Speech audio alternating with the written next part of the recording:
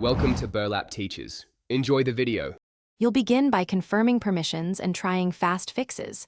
Open Task Manager with Control plus Shift plus ESC. Locate Windows Explorer, right-click and choose Restart. If that does not free the Start menu, sign out and sign back in, or perform a full reboot to clear transient lockups.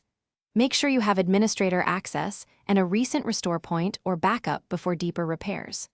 Once done, proceed to the targeted system, repairs described next without skipping safe mode when needed.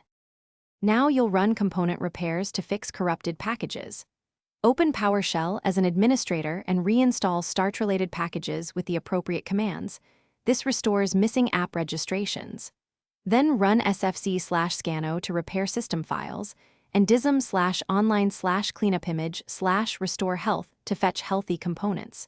If problems persist, create a temporary local admin account that isolates profile corruption. Make sure to reboot after each major command so Windows can apply changes and test whether the Start menu responds. To finish, reset the Start menu layout or migrate to the new admin profile you created. Copying user data preserves settings.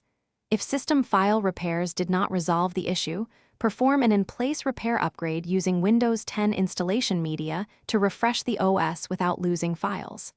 Make sure to test Start after each step. Troubleshooting tip: if the Start menu still freezes, restore to your backup or a system restore point to revert to a known good state before repeating targeted fixes. Thanks for watching. Consider subscribing if this video helped you.